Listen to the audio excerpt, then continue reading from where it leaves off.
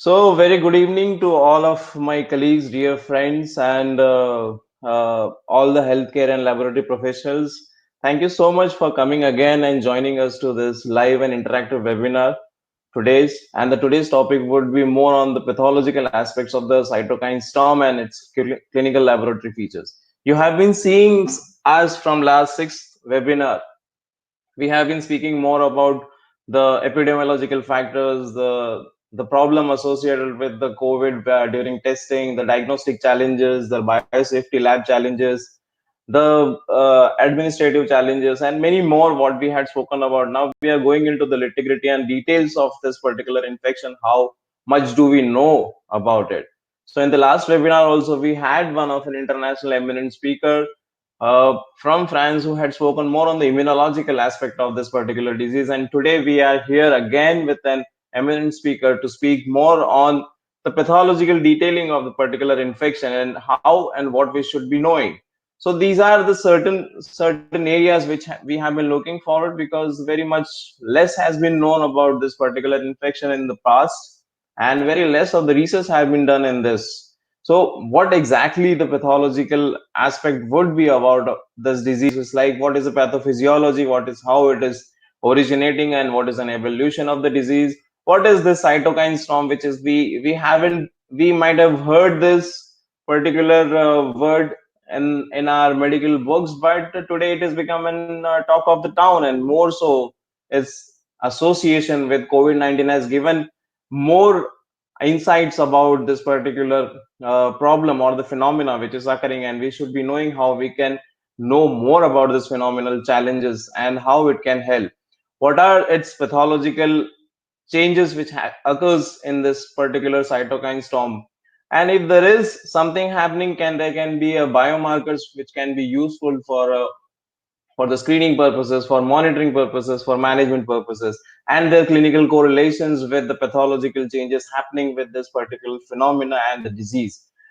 When we know more so about the immunological aspects and when we know more about the pathological aspects, then only we can go ahead with the management protocols and the clinical trials, which can be useful for the drug delivery system, the drugs which can be actually used for treating the disease, and so on and more. So everybody wants to have one particular answer, that is the vaccine development and when it is going to happen and how fast it is going to happen. For all these matter, we should know the detailing of the disease as such. And today for this, we have a very eminent speaker from United States of America. First of all, I would like to thank Dr. Michael to join us when so early morning on his side, because it is 4:30 a.m. Just imagine, and it needs an applaud at the first level because it is 4:30 a.m. at California, and here we are in the evening. So he's taken out time for us. Dr. Michael has studied his medicine from prestigious Harvard College and Harvard Medical School, and he has been associate professor of pathology as well as radiology in his tenure. He's acted as a medical and scientific director at Quest Diagnostics. Apart from being the medical director, he has also been associated as a chief medical officer in very eminent IVD industry like Roche, Orthoclinical Diagnostics, Beckman Coulter. He has got many grants from National Institute of Health, which is basically a direct primary agency of United States government, for his work in biomedical and public health research. He has authored over 75 peer-reviewed publications.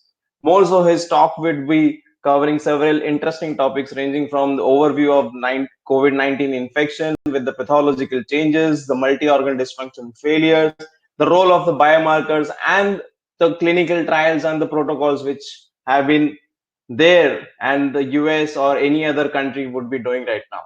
So over to you, sir, for your, and we all are here to for have a lucid talk.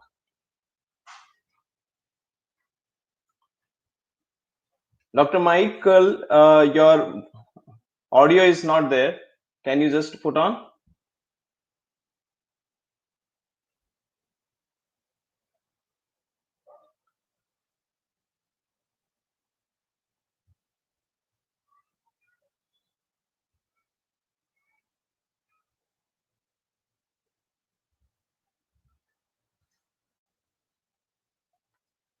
We are not able to hear your volume. You're not audible.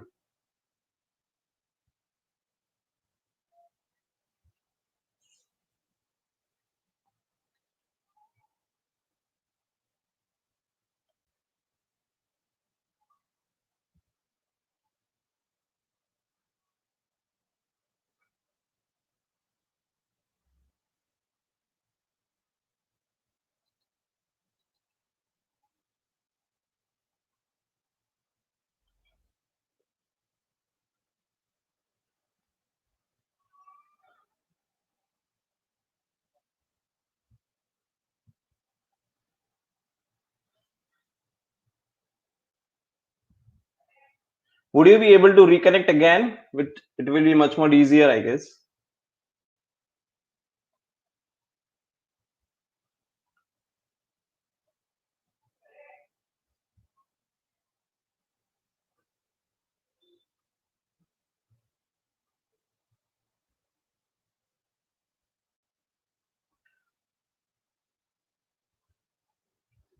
So, dear colleagues, it do generally happens. Sometime when the IT glitches are there, you cannot afford to do. I mean, these are the problems which we cannot avoid sometime, and this is what the COVID-19 has created. And probably yes, Dr. Michael is joining back again, and we'll be hearing him really in very short duration of time. Can you hear me now? Yes, now absolutely fine, perfect.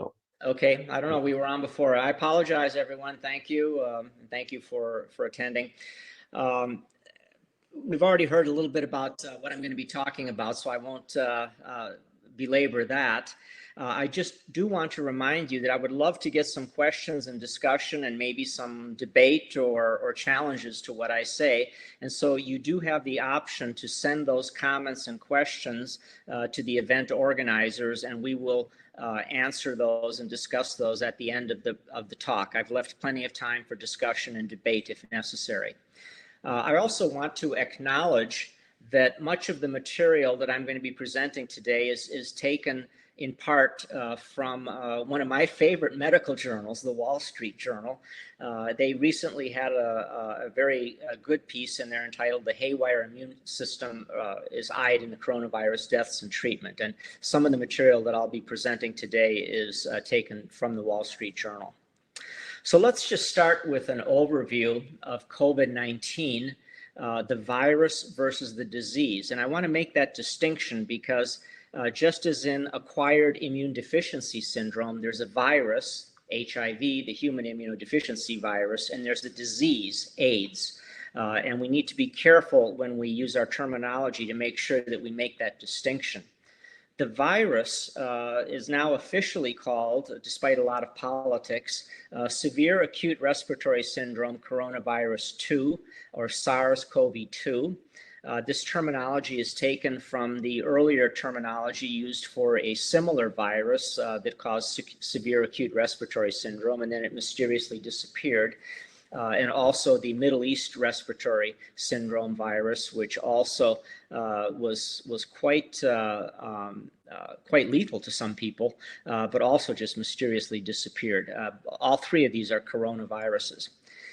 It's important to note that the very first step in a viral entry is the binding of the viral trimeric spike protein, this spike that we see on the surface of the viral particles, that's comprised of a trimeric combination of angiotensin converting enzyme receptors. And those burr-like extensions bind to human respiratory cells because the human respiratory cells contain angiotensin converting enzyme and receptors on their surface. And so the virus is ideally suited. Now, recently it was shown that similar receptors are also present in the GI tract as well and in the nose. So it's not just in the lungs.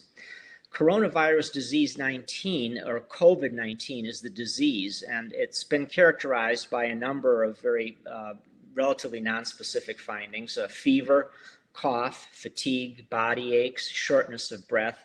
And then there's this interesting observation that many of the patients notice a peculiar loss of smell and taste before the disease becomes full-blown.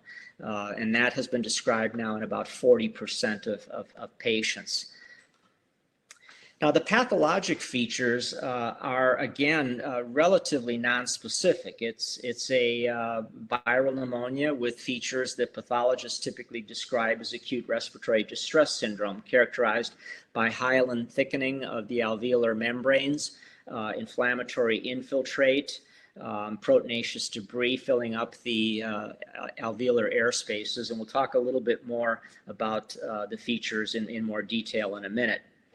The radiologic features are very distinctive in that they're described almost universally as ground glass opacities, which you can see here in some of these patients, depending on the severity of the disease. This is a mild case, this is a more severe case, and this is a CT scan, three-dimensional rendition, which shows these kind of puffy ground glass opacities that peculiarly do not extend to the pleura.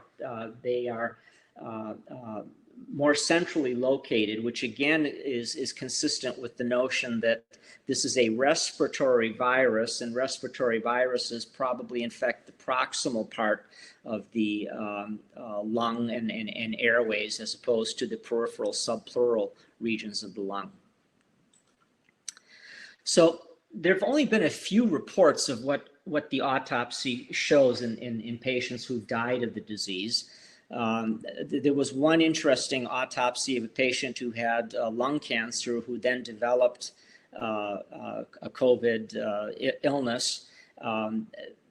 Apparently the death was not due to the virus, was due to the lung cancer, but they did get some indication of what the early changes might be.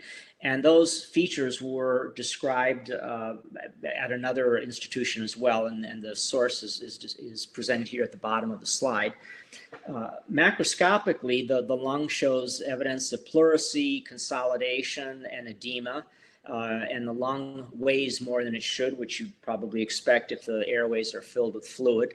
And in some cases, there's a secondary bacterial infection that's superimposed on the viral infection that can lead to a purulent inflammation, which is more typical of the bacterial infection.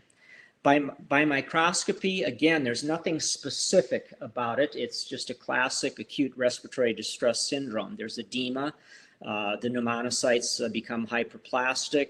There's focal chronic inflammation, and occasionally some multinucleated giant cell formation. But interestingly, there's no definitive evidence of any viral inclusion. Early on, the hyaline membranes aren't seen, and then they're also not seen in less severe cases. But as the disease progresses, the hyaline membranes and the thickening of the alveolar lining becomes more and more prominent. And it's described with the usual terminology of diffuse alveolar damage with exudates.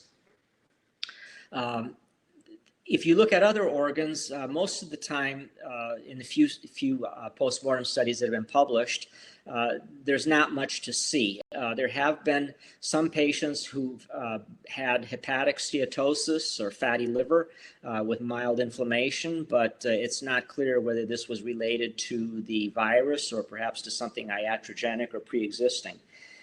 The features, so far at least, seem to be very similar to those seen with SARS and MERS coronavirus infections. So let's start talking a little bit about why this causes the peculiar pathology that we just described, and how this relates to the concept of a cytokine storm. The current state of knowledge, as you probably are aware, is still filled with a lot of questions. There's a lot that remains unknown. However, there is an emerging train of thought that says that perhaps it's a hyperactive immune response rather than the virus directly, which is the ultimate cause of death in many of these patients. The idea being that there's a hyperactive immune system gone wild, and that this produces the lethal complications of the infection. There's a variety of theories about why these patients have hypoxia and hypoxemia, which is very characteristic and the cause of the shortness of breath. Now, to me, it just seemed sort of self-evident that if your lung is filling up with fluid and the compliance becomes, if the lung becomes less compliant, that you're going to develop hypoxia. But there are some interesting studies that have suggested that the virus may directly damage the hemoglobin or the porphyrin rings and cause damage to the oxygen binding affinity of hemoglobin. There's also a train of thought that the virus directly damages the lung cells and impedes oxygenation and gas exchange. There are also some interesting observations that are coming to light now, and that is that many of the patients had vitamin D deficiency.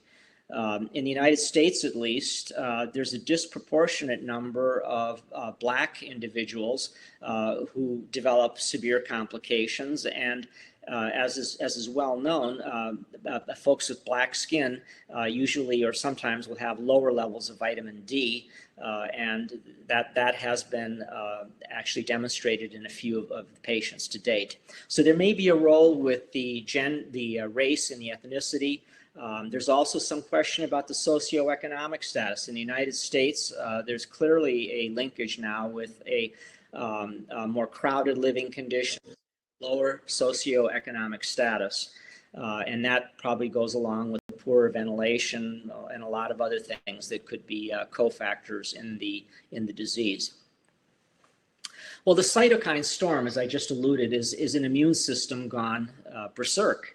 The thinking is that this may do more damage than the coronavirus itself. In fact, the analogy I like to give is that the virus, even though it's lethal to many people, our response to the virus in the United States and throughout the world, which has caused an economic calamity, may actually be, in the end, more severe than what the virus does itself. And we'll talk about that in a minute. But this could explain the variations in the clinical course. What we're seeing now is becoming very obvious that many, many people have been infected. In fact, I just saw a study from where I live here in Southern California, which shows that here in Orange County, in a couple of antibody studies that have been done, more than 10% of the people have been infected and never knew they had it. And that's hundreds of thousands of people. And we've had exactly 32 deaths in Orange County. And so the question is, why are these variations? Why are some people dying, and why are hundreds of thousands or maybe millions of people surviving quite nicely? The concept of a cytokine storm also may point the way to potential new therapies as well, and we'll talk about that in more detail in a minute. Now, just a quick refresher on what is a cytokine. These are proteins that are part of the immune system arsenal for fighting diseases such as bacterial and viral infections. There's a lot of examples of them. We're going to talk about a few of them in a couple of minutes. When they're released either too fast or at too high a level, these are very potent compounds, and they can cause disastrous effects, including organ failure, multi-organ dysfunction, and even death. The cytokines have powerful effects on recruiting other inflammatory cells to the site of injury. They also have powerful effects on vascular endothelium and, interestingly enough, coagulation system. And in the last couple of days, there have been a few reports now of patients presenting with coagulopathies. So the cytokine storm, again, is still not well understood why some patients experience it. One prominent theory is that there may be genetic variations. But there are also other predisposing factors that are now becoming increasingly apparent as playing a major role in the potential development of a cytokine storm. In a study from Northwell, which is the major site for treating patients in New York City and on Long Island and in Queens, they noted a very high incidence of hypertension in the patients who developed a cytokine storm and subsequently died. There was also a strong relationship to obesity, to pre-existing cardiovascular disease, to diabetes. That's been shown in many studies now. And interestingly, I'm going to get back to the sleep issue. There's also some question about the role of sleep, and if people are sleep deprived, we know that has an impact on the immune system. And the United States military last week issued a guidance to military personnel on how to avoid getting COVID-19 disease. And their number one recommendation is get more sleep. If you sleep well, your immune system, all other things being equal, should be able to fight it off. Now, the role of smoking is an interesting one. You would think that smokers would be more susceptible, but the evidence seems to indicate otherwise, that it's either no effect or may in fact have a protective effect. It's clear that older folks have a harder time with the disease and are more likely to develop the cytokine storm, and obviously patients who have immune suppression. There's also some interesting speculation that the initial dose of the virus may impact whether or not the cytokine storm develops. In other words, if you get a huge dose of the virus, maybe you're going to get an overwhelming infection very quickly, whereas a small dose allows you some time to begin to respond to it. In any event, clinically, it appears that there are two stages. There's a failure to respond quickly or effectively to the virus, and the virus begins to take over, followed by an overly aggressive immune response that then floods the body with cytokines. These cytokines then damage blood vessels and allow fluid to seep into the lungs and fill them like water balloons. There was an interesting article or piece of correspondence in the Lancet a few days ago, which indicated that COVID-19 or the virus may also cause damage to other organs directly, such as the heart, the liver, and the kidneys, as well as to organ systems such as the blood and the immune system. And this then leads to the multiple organ failure and shock and ARDS and heart failure and other arrhythmias and renal failure. There's also some speculation that the virus has an effect on the central nervous system. And all of these things are still under investigation. Coronaviruses classically have not had these kinds of multi-organ involvements, but this perhaps may be a different animal. So let's talk about the underlying mechanism for this pathology that develops in the lung and the multi-organ dysfunction syndrome. This is a nice graphic that shows, I think, reasonably well what we currently think is the mechanism for all of this damage. The coronavirus in step 1 infects primarily epithelial cells, type 2 pneumonocytes or pneumocytes, and then immune cells such as macrophages identify the infected cells in the virus and start to produce cytokines. Remember that the monocyte is the body's sentinel. It's the initial guard that sounds the alarm when there's an infection. And so when the monocytes and macrophages see an infected cell, they start to secrete these cytokines, which recruit more inflammatory cells, and then more inflammatory cells begin to produce more cytokines. And it triggers a cycle of inflammation that damages the lung cells and also leads to the deposition of fibrin and clotting, which then induces scar formation and fibrosis, which damages the lung and impedes the diffusion of gas or gas exchange in the lung. And then the weakened blood vessels, because of the cytokines, allow fluid to seep in and fill the alveolar spaces, leading to respiratory failure. So the end result is hypoxemia with respiratory failure. This could drive the rapid decline in the lung function experienced by some patients, including younger and relatively healthy ones. Those are the most mysterious patients, the ones that appear to have no risk factors. And yet, when they get the infection, they experience a very aggressive clinical course. So the bottom line, there's vasodilation. The coagulation system can be triggered to either be hypercoagulable or hypocoagulable. The blood pressure starts to go down, and there's a vicious cycle that eventually leads to failure of the liver and kidneys. Well, that's a pretty impressive set of symptoms and problems created by the cytokine storm. You would think that there should be some pretty good biomarkers that could be used to monitor this or detect it or screen for it, and that these would play a role in the management of COVID-19. And the reality of it is that there are some biomarkers, but they are perhaps of secondary clinical value. But we're going to talk about them anyway because they are important and they do tell us something about the disease. There was a meta-analysis that is in press that's going to be coming out, I think, in 2 weeks that looked at all of the case reports and studies of COVID-19 disease throughout the world. And they looked at the laboratory findings that were reported in association with those patients. And in this particular chart, We have the analytes or the laboratory findings, and then the second number is the number of papers that describe this.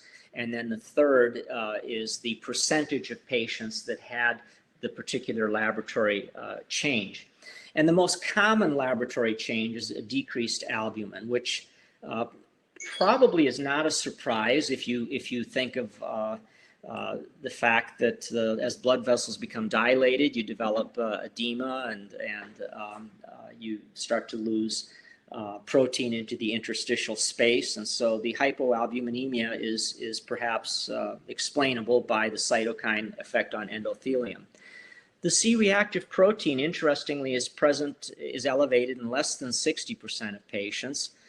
There is evidence of tissue damage as measured by LDH. Again, it's a majority of patients, but not as many as you might have expected. And then this curious finding of lymphopenia. It's less than half the patients. The other half tend to have a normal lymphocyte count or perhaps slightly elevated, but the most consistent finding seems to be lymphopenia. And then you can see the other abnormalities decrease progressively. Surprisingly, the SED rate, the erythrocyte sedimentation rate, is elevated in only about 42% of patients. Now, the C-reactive protein, which you know is a nonspecific marker of inflammation, does seem to have a correlation with the severity of the disease. And there is a paper that's in press that describes the relationship between the CRP levels and the size of the lung lesions. And as you might expect, as the CRP goes up and there's a direct relationship, perhaps not mathematically direct, but at least they're both going in the same direction. As the lung lesions get bigger, the CRP gets higher, which is not a surprise. But again, it's present in just a subset of patients and is not diagnostic or specific. So let's talk about some of the more specific diagnostic tests. The original test that was first cleared for use by the United States Food and Drug Administration was nucleic acid based, and it was from Roche. And it uses a reverse transcriptase quantitative PCR to detect viral RNA in nasopharyngeal swabs. There's a similar point of care test that was just cleared about 3 weeks ago from a company that I used to work with called Cepheid, which is part of Danaher. Which also detects the viral RNA. It's a rapid test that takes less than 20 minutes to perform. So there's a high throughput version, and there are point of care versions, and there are other versions that have also become available since that time. Now, one of the first concerns that was noted was that there was a high rate of so-called false negatives, and I put false in quotation marks because they may not be false negatives. It may be that the virus is just detectable during certain phases of the infection. And if you take someone's nasopharynx very early on, you might not have detectable virus. And if you take the nasopharyngeal swab after somebody has begun to recover, you may not be able to detect the virus. It doesn't mean that the patient wasn't infected or didn't have the virus. It just means that at the time you sampled it, the virus was no longer present at a level that you could detect. Alternatively, it's also been shown that it's not that easy to get a nasopharyngeal swab and to process it correctly. And so there may be some problem with the sample acquisition as well that might be playing a role in these so-called false negatives. So it's timing and technical factors. The other interesting point that originally puzzled people is the high rate of positivity in people who have no symptoms whatsoever. And this gets to the point that we're going to talk about later, and that is that this disease clearly now is far more widespread than we initially thought. Many, many more people were infected, and the vast majority of them probably had few or no symptoms. And we're seeing that through the use of serologic tests, which are now just beginning to become rapidly and available on a widespread basis. These can detect IgM antibodies against the coronavirus, the SARS-CoV-2, which indicates an acute infection. They can also detect IgG, which is the so-called permanent antibody that persists after a virus has been cleared. See, I just got a message that HORIBA left. Are you still there? Okay. Yes, sir, we are there. Okay. You can continue. So Dr. the Prakash is there. serologic tests are primarily useful for epidemiologic studies. They can be used to confirm acute infection. They're easy to perform. They just require a spot of blood. When I made this slide, they were not yet cleared for general use in the United States, but the FDA did just issue an emergency use authorization for a couple of these serologic tests. Now, I might just mention this very interesting observation of what are called false positives. Initially, there was a lot of concern that as they were testing so-called normal people, they were getting a lot of positive results, and they just thought, well, this can't possibly be correct. But now we're seeing consistently in New York City, in Los Angeles, in Santa Clara County, and this morning in Orange County, that there is a huge number of individuals who have been infected, who have IgG, who have apparently cleared the infection, and that these are not false positives. These are true positives, and it's just something that we didn't expect. And so stay tuned. This is going to be a fascinating story.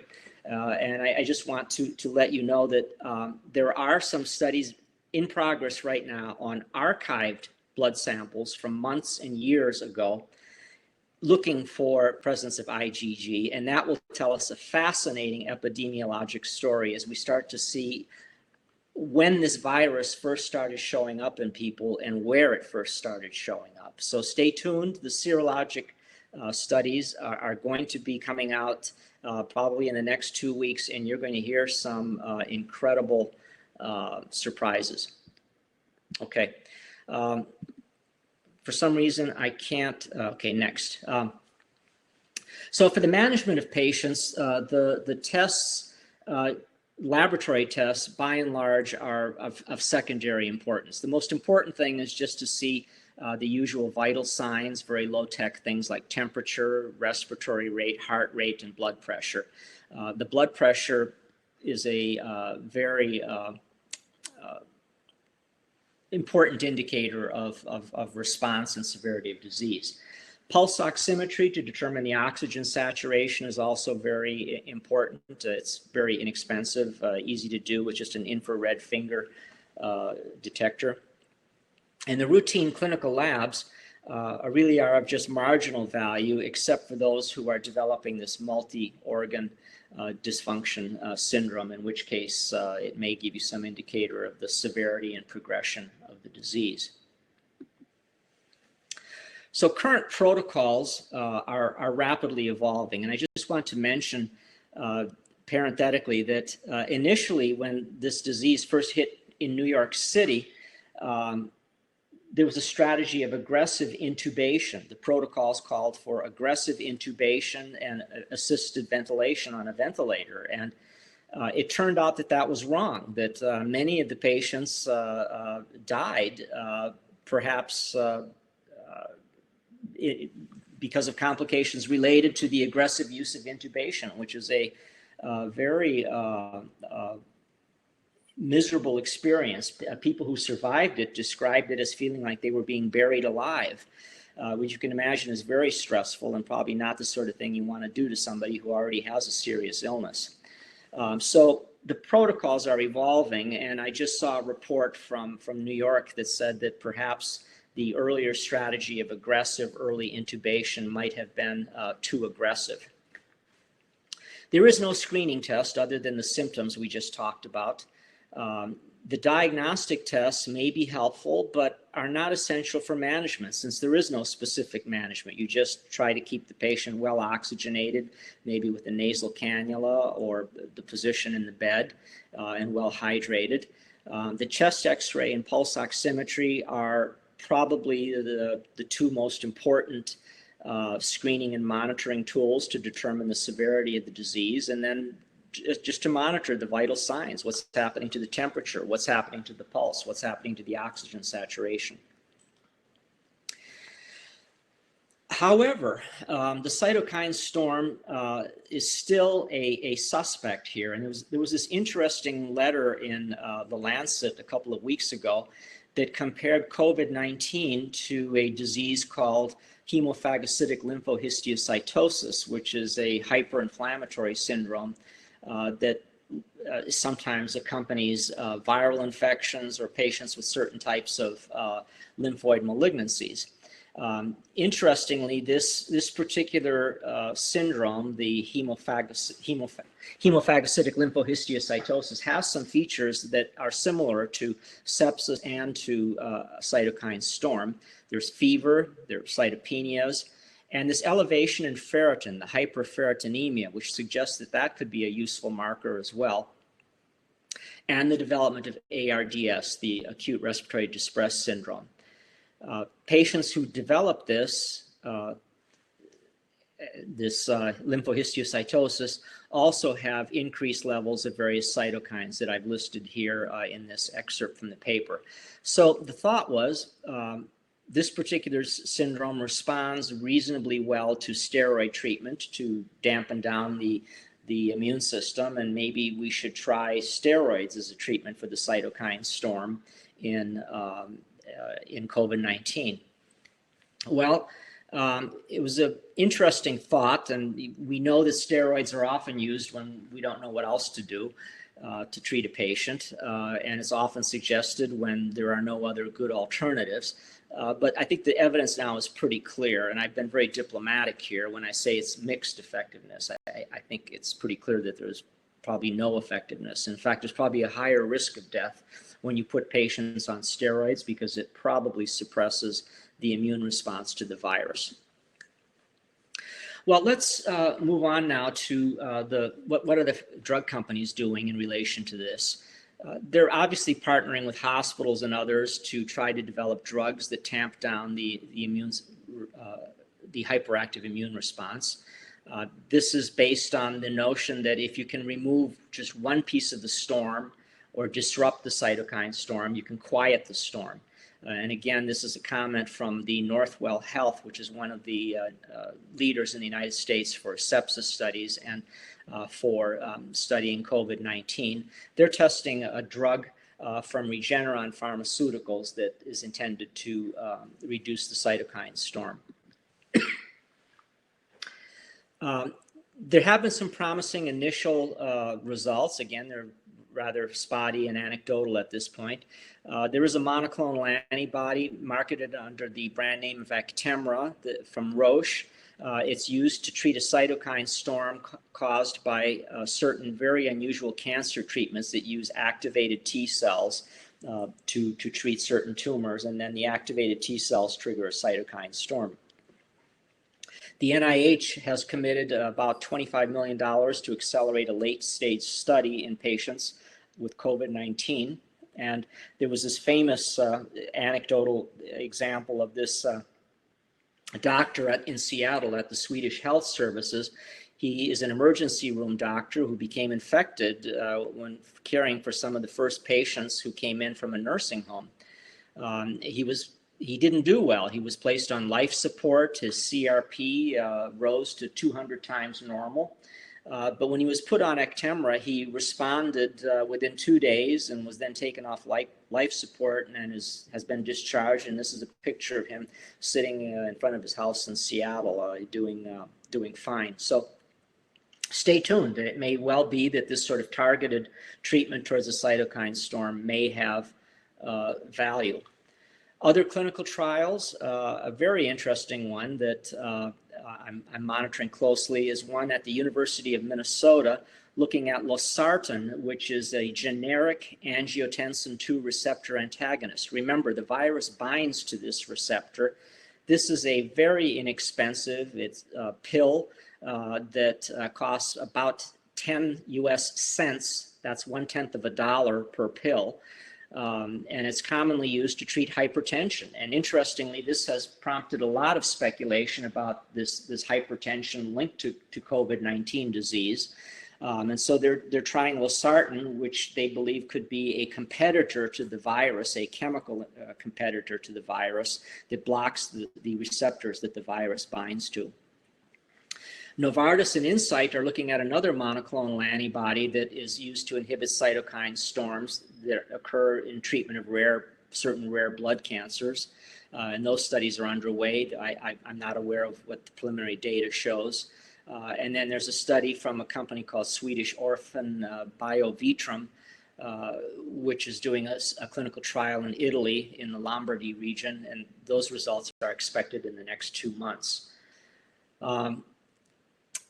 There's also an interesting study with another monoclonal antibody that is used to treat HIV, which also blocks production of inflammatory cytokines. So people are really chasing down the cytokine storm with different antibodies that might interfere with the illness. There's a company in the United States called Gilead, which was testing a drug in China, and there's been a lot of controversy. Yesterday there was a report that the drug was showing some promise, and then that was withdrawn, and there was a report that said that it was not showing any significant effect, and right now it's very unclear whether the Gilead drug has any effect. I just want to point out that historically coronaviruses, which are the cause of the common everyday cold that we all get, have almost no effective antiviral agents. By and large, despite intense efforts to develop vaccines and antivirals against coronaviruses, they've been pretty much unsuccessful. And so that should make us wonder about, assuming that we're going to be able to develop a vaccine and a drug. The common cold has been around for a long time. A lot of drug companies have looked at it and tried to develop vaccines and drugs, and so far they haven't come up with any. So at this point, I've left about 15 minutes for us to get into discussion and questions. Again, I want to apologize for that technical problem at the start, but I hope that you stayed with it, and we'll have some debate or discussion about this.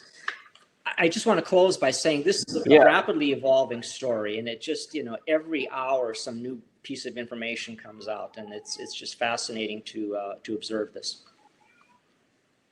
Yeah, that was really very informative, Dr. Michael. And there are many questions which were going around, and I had tried to put it in certain buckets so that we can have a debate sort of a thing. Because as you are correctly saying, the information is still flowing around. It is not so much robust.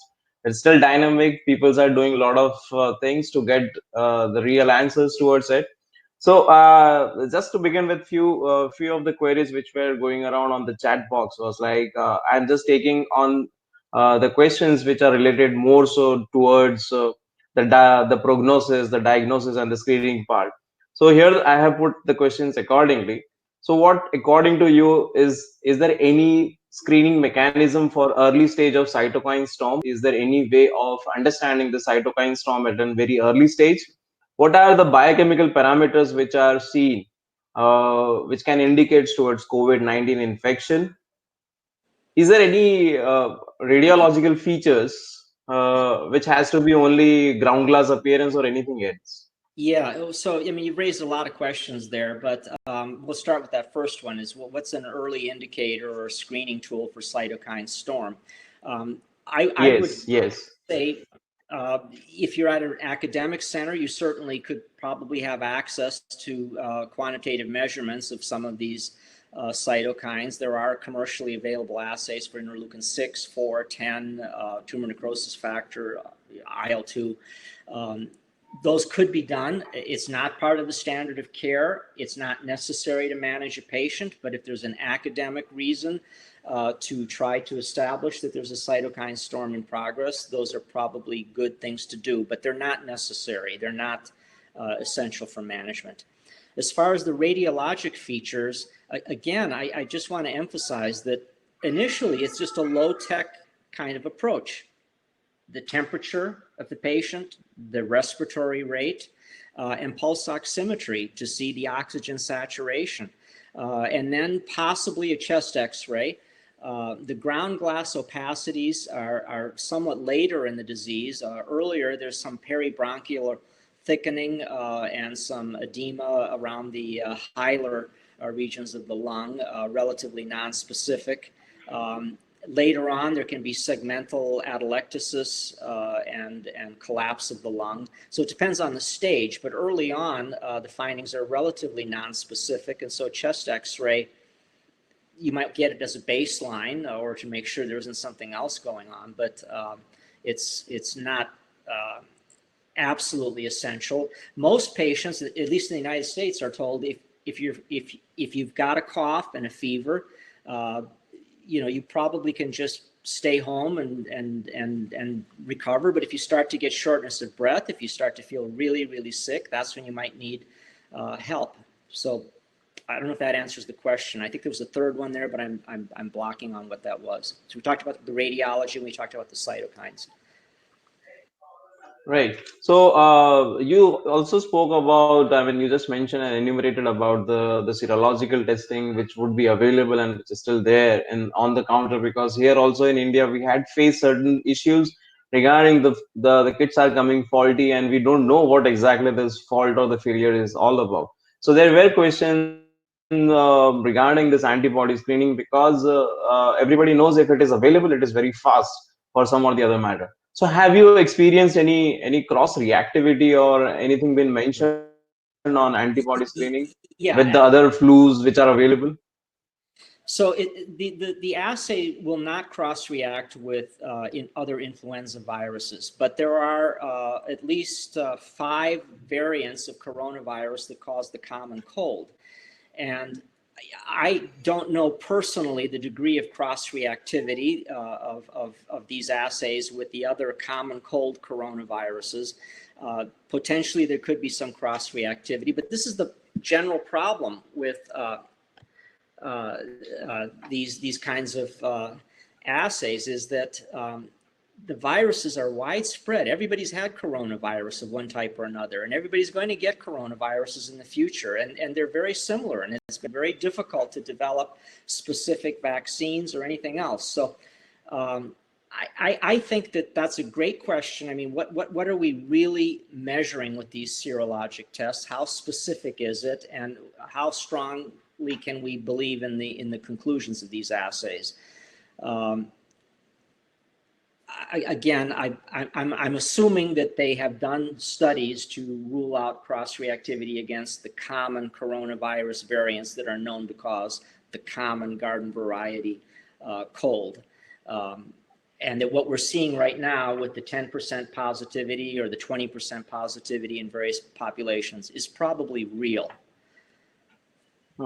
So we were also having when we go through many of the literatures which is available in like just 3-4 months, there have been a talk, there is a role of direct effect, the virus also affects 1-beta chain of the hemoglobin and then the porphyrins.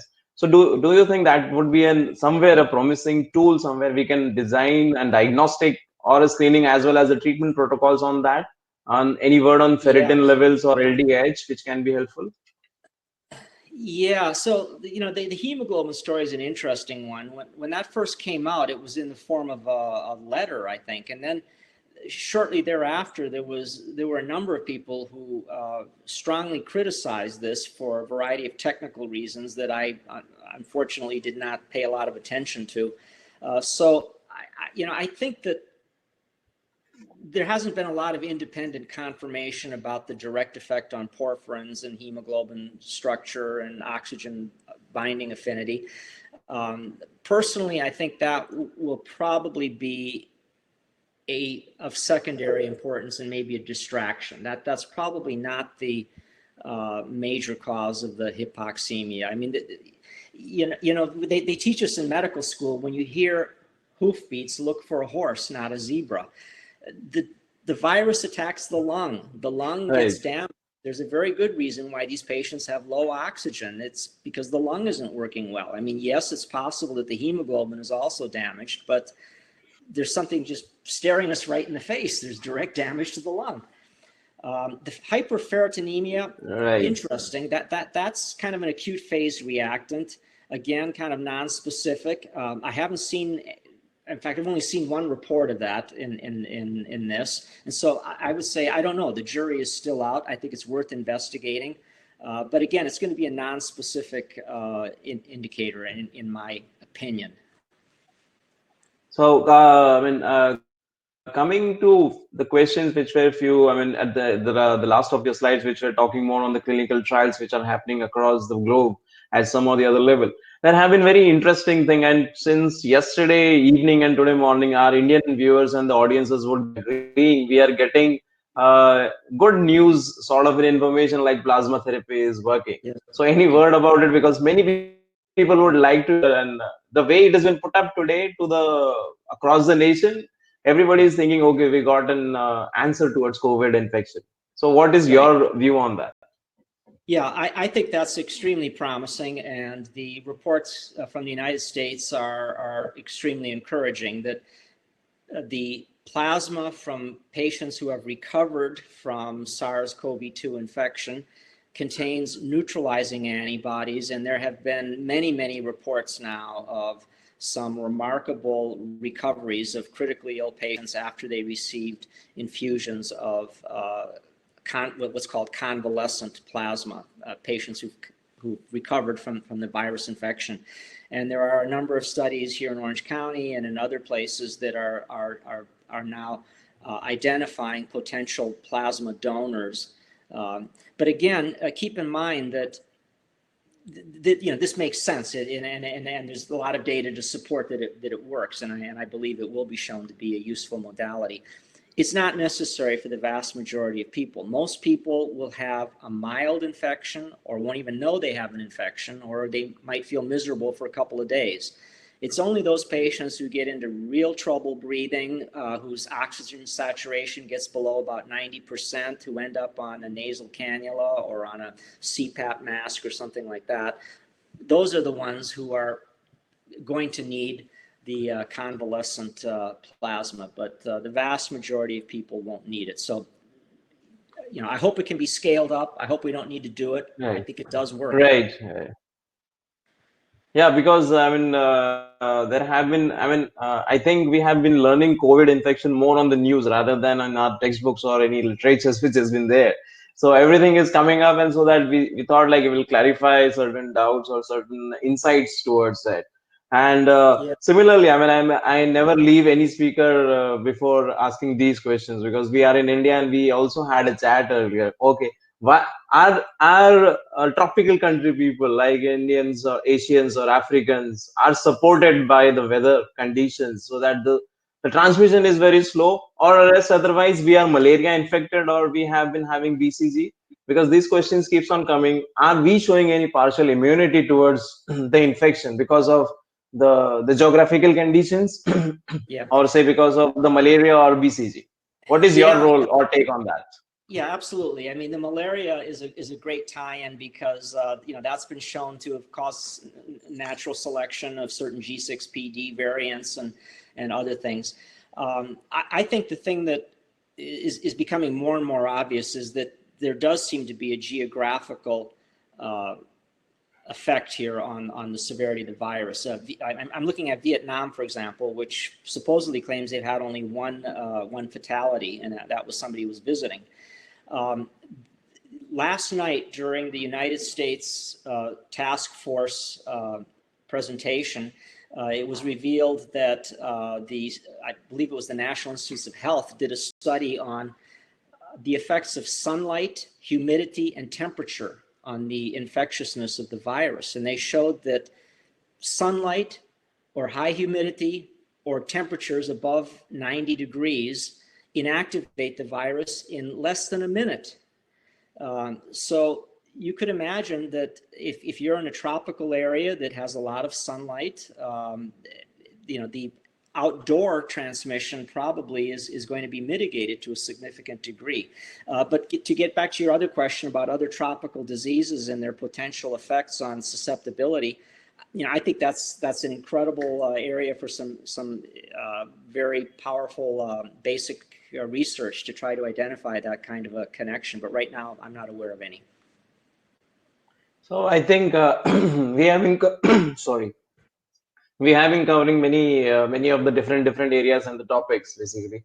And today was also very nice to hear from one part of an area where we try to understand what exactly is happening across the globe. Is the situation different at different nations? But more so, I think everybody is working towards the same cause and the same objective to find a good treatment, a right diagnostic screening tool, and probably everybody is after what we are like waiting eagerly for a vaccine to be developed. And on this note, I'm really happy to hear, what exactly the US has been doing and your views on that part. You wanted to say something more? I would just say, I hope we can get a vaccine. If I had to place a bet, I would say the vaccine efforts are probably unlikely to succeed.